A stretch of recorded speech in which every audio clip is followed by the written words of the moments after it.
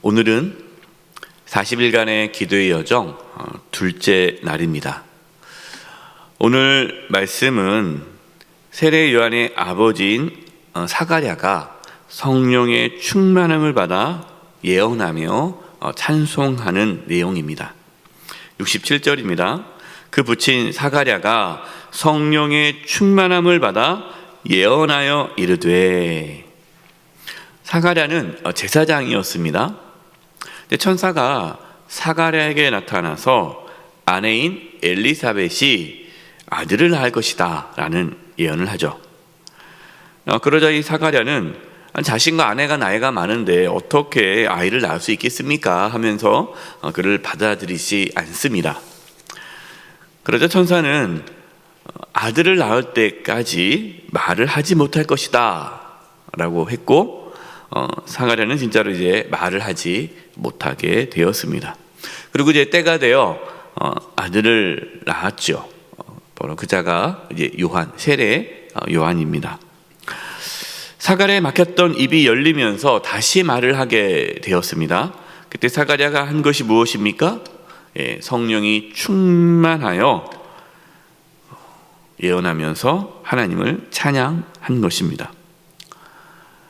여러분, 우리도 성령의 충만함을 받아야 됩니다. 성령의 충만함을 받아야 하나님을 찬양하며 하나님을 높일 수가 있습니다. 성령 충만하지 않으면 어떻게 될까요? 성령 충만하지 않으면 하나님을 찬양하지 못하죠. 하나님의 약속을 믿지 못합니다. 성령 충만하지 못하면 우리의 말 속에는 부정적인 말만 나와요. 부정적이고 불신의 말이 나오는 겁니다. 우리 가운데 성령의 충만함이 있어서 하나님의 약속을 믿는 믿음의 고백, 하나님을 찬양하는 그 믿음의 고백이 있기를 바랍니다. 68절입니다. 찬송하리로다 주 이스라엘 하나님이여 그 백성을 돌보사 속량하시며. 사가랴는 하나님께서 백성을 돌보셔서 속량하셨다, 이 부분을 찬양하는데요. 여러분, 속량이 무슨 뜻입니까? 속량? 어떤 값을 주고 회복하는 것을 속량이라고 해요. 노예가 있으면 그 노예 몸값을 지불하고 그 노예를 자유케 하는 것이 그 노예를 속량한 거예요. 하나님께서 저와 여러분의 죄의 값을 지불하시고 우리를 자유케 해주셨습니다. 바로 그것이 우리가 하나님의 은혜로 속량을 받은 거죠.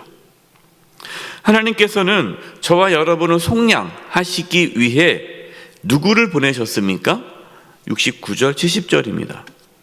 우리를 위하여, 그러니까 우리 백성을 돌보다 속량하셨다는데, 우리를 위하여 구원의 뿔을 그종 다윗의 집에 일으키셨으니 이것은 주께서 예로부터 거룩한 선지자의 입으로 말씀하신 바와 같이. 하나님께서 우리를 위하여 이 구원의 뿔을 누구에게서? 다윗의 집에서 일으키신다. 이 말씀은 이제 다윗의 자손에서 메시아 구원자를 보내주신다라는 것이죠. 그런데 그것은 이미 예전부터 여러 선지자들을 통해서 말씀해 주셨다라는 것입니다. 여러분, 하나님께서는 저와 여러분을 구원하기 위해 메시아 구원자를 보내주실 것을 오래전부터 계획하고 준비하셨다라는 것입니다. 사가랴는 성령의 충만함을 받아서 하나님께서 말씀하신, 예언하신 그 메시아 구원자가 이제 오게 되셨다라는 것이죠. 그 메시아 구원자, 하나님께서 보내주신 메시아 구원자가 오셔서 무엇을 하십니까? 71절입니다. 우리 원수에게서와 우리를 미워하는 모든 자의 손에서 구원하시는 이래라. 우리를 원수의 손에서 구원해 주신다라는 겁니다. 여기서 원수는 누구를 뜻할까요? 악한 사탄 마귀, 죽음과 사망의 권세죠.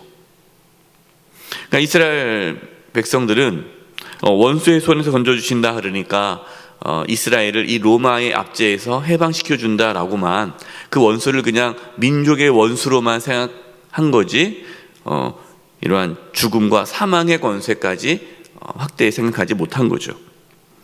예수님께서 오셔서 우리를 죄와 사망의 권세에서 건져 주셨습니다. 이것이 예수님께서 이 땅에 오신 이유죠. 그런데 그 예수님께서 우리를 구원해 주신 그 은혜가 어디서부터 시작되었느냐? 72절, 73절입니다. 우리 조상을 긍휼히 여기시며 그 거룩한 언약을 기억하셨으니 곧 우리 조상 아브라함에게 하신 맹세라. 하나님께서 메시아를 보내주시겠다, 구원해 주시겠다라는 그 약속 언약은 아브라함에게 주셨던 언약으로부터 시작된다라는 거예요. 근데 하나님께서 그 아브라함에게 언약을 하셨는데 그 하나님께서 아브라함에 하신 언약이 하나님의 긍휼로 시작되었다라는 거죠. 저와 여러분이 구원을 받게 된 것은 하나님께서 아브라함에게 하신 언약 때문입니다. 그리고 그 아브라함을 향한 언약은 하나님의 긍휼에서 시작된 거죠. 여러분, 하나님께서 아브라함에게 언약을 주실 때 아브라함에게 그냥 일방적인 언약을 주신 거예요. 내가 이제 아브라함의 후손 자손에게 복을 줄 것이다. 우리는 예수님을 믿음으로 아브라함의 자손이 되었습니다. 그래서 우리는 하나님의 언약을 받은 약속의 자녀가 된 것이죠. 하나님의 약속의 자녀를 하나님께서 어떻게 하셨습니까? 74절, 75절입니다. 여러분 74절, 75절을 표준 세번역으로 볼 텐데요. 여러분 갖고 있는 그 묵산집에 보면 이제 개역 개정하고 밑에 표준 세번역을 두 개의 번역본을 놨습니다. 여러분이 말씀을 더 쉽게 또 깊이 묵상하고자 두 개의 번역서를 했는데요. 여러분 74절, 75절 표준 세번역을 보도록 하겠습니다. 제가 읽어드릴게요.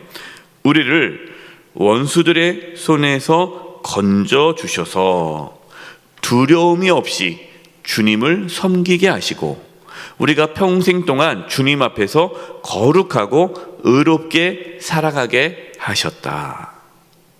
그러니까 두려움 없이 주님을 섬기게 하셨고 우리가 평생 동안 주님 앞에서 거룩하고 의롭게 살아가게 하셨다라는 것입니다. 그러니까 구원받은 하나님의 자녀는요, 하나님만 섬기며 살아가게 되는 거예요. 그러니까 우리가 하나님 앞에 거룩하고 의롭게 살아가는 것이 우리의 의로움으로 나타난 것이 아니라 하나님의 은혜다라는 거죠. 우리가 하나님의 자녀로 구원받았기 때문에, 구원받은 하나님의 자녀가 되었기 때문에 또 우리는 하나님의 자녀로서의 삶을 살아갈 수 있게 되었다. 그것이 은혜다라는 겁니다. 그래서 여러분, 우리가 하나님을 섬기고 이렇게 이 새벽에 주님께 나와 기도하고 우리가 하나님을 온전히 따르는 것, 여러분, 이것이 우리의 어떤 의지와 결단이 아니라 그 모든 것이 하나님의 은혜다. 하나님의 은혜가 우리를 감싸서 우리를 하나님을 잘 섬기도록 이끌어 가신다라는 거예요. 그래서 여러분, 우리가 하나님께 예배하는 그 자체가 은혜예요. 그래서 우리가 하나님께 나아간 것이 아니라 하나님께서 우리를 하나님께 나오도록 이끄신 거죠. 그 은혜를 우리는 기억해야 합니다. 76절입니다. 이 아이여, 내가 지극히 높으신 이의 선지자라. 일컬음을 받고 주 앞에 앞서가서 그 길을 준비하여. 이 아이여, 이 아이는 누구를 말하는 겁니까? 세례 요한이죠. 세례 요한. 그런데 세례 요한의 사명이 무엇입니까? 예수님의 앞에 앞서가서 예수님이 오시는 길을 준비하는 거예요. 그러니까 세례 요한은 주인공이 아니죠. 주인공이 아니고 예수님의 길을 준비하는 조연의 삶을 산 거예요. 바로 이것이 우리의 삶입니다. 우리의 자녀가 살아가야 할 삶이에요. 우리는 어떻게 기도합니까? 우리 자녀가 주인공이 되기를 바라고, 우리 자녀가 그렇게 사람들에게 막 높임받기를 바라고, 인정받기를 바라고, 물론 우리가 인정받고 높임받기를 바라야 되죠. 그러나 우리의 자녀가, 또 우리가 어떠한 삶을 살아야 됩니까? 주인공이 아니라 예수님이 주인공이시고, 예수님을 잘 드러내는, 예수님을 높이는 조연의 삶을 살아야 한다라는 거예요. 이것이 우리의 사명입니다. 여러분, 세례 요한만의 사명이 아니라 예수 믿는 우리 모든 자들은 이 땅에서 예수님을 증거하고, 예수님을 나타내고, 예수님을 알리고, 예수님을 높이는 삶을 살아가는 것입니다. 77절입니다. 주의 백성에게 그 죄 사함으로 말미암는 구원을 알게 하리니. 이 중요한 말씀이에요. 그 죄 사함으로 말미암는 구원을 알게 하리니. 세례 요한이 죄 사함으로 말미암는 구원을 알게 하는 사역을 했다라는 것이죠. 세례 요한이 와서 한 것이 무엇이 있습니까? 회개하라, 천국이 가까이 왔다. 회개하라는 거예요. 회개. 그러니까 구원은 죄 사함으로 말미암는 거예요. 그러니까 죄 사함을 받지 않으면 구원을 받을 수가 없는 겁니다. 여러분, 우리가 예수 그리스도를 믿음으로 죄 사함을 받아 하나님 관계가 회복되어져 구원을 받을 수 있는 것이지, 그냥 교회만 다니면 예수님 믿으면 천국 간다, 그냥 그런 단순하게 이 죄 사함의 문제를 다루지 않고 그냥 예수님 믿으면 지옥 가지 않고 천국 가, 그럼 나 천국 가고 싶으니까 예수님 믿어야지, 이렇게 쉽게 넘어가서 안 된다라는 거예요. 철저하게 죄사함의 은혜를 경험해야 합니다. 죄사함의 은혜를 경험하려면 내가 죄인임을 깨달아야 되고 하나님 앞에 회개해야 돼요. 회개가 없으면 구원이 없는 거예요. 우리가 사순절을 지키지 않습니까?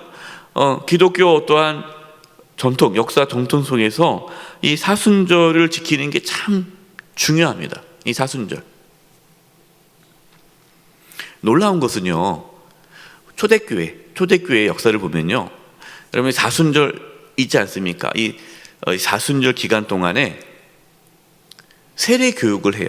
원래 전통은, 기독교 초기의 전통은 이 사순절 기간 동안에 세례 교육을 합니다. 그러니까 세례 교육이 뭡니까? 세례가 뭡니까? 내가 예수님 믿습니다 라는 그 사람에게 예수 믿는다는 것을 이 공동체가 받아들이는 의식이 이제 세례잖아요. 세례를 통해서 이제 공식적으로 내가 예수님을 믿고 이제 하나님의 자녀가 되었고, 이 공동체, 이 교회 공동체의 하나의 멤버로서 이제 들어오게 되는 거거든요. 그래서 세례가 참 중요한데 이 세례를 쉽게 주지 않아요. 지금은 이제 많은 교회들이 세례 교육이 단순화됐습니다. 왜냐하면 바쁘다는 이유로, 또 그렇게 세례 교육을 길게 하면 세례를 안 받아요.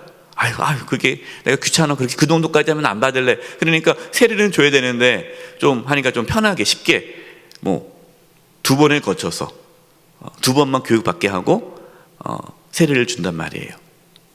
근데 원래 초대교회는 이 사순절 기간에 세례 교육을 합니다. 그러니까 40일 기간 내내 매일 40일 동안,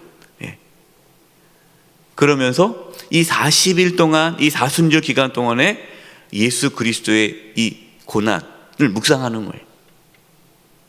그리고 금식도 하고, 그리고 이 사순절 기간을 훈련을 다 받아야 부활주일에 세례를 줬어요. 이게 기독교 전통이에요. 왜 이렇게 했습니까?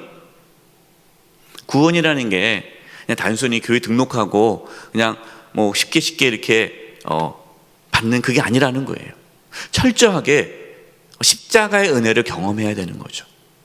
이 사순절이라는 그 절기를 지키는 이유가 그겁니다. 여러분, 우리가 이 사순절을 지키는 가운데에 내가 죽을 수밖에 없는 죄인임을 다시금 깨닫고 하나님 앞에 죄사함의 은혜를 다시 경험하는 거예요. 죄사함의 은혜를 깊이 경험하기 위해 우리는 이 사순절 기간을 보내는 겁니다. 죄사함의 은혜, 이 은혜가 이번 이 사순절 기간에 경험되어지기를 바랍니다. 78절 79절입니다. 이는 우리 하나님의 긍휼로 인함이라. 우리가 죄사함을 받아 구원받게 된 것이 긍휼로 인함이라.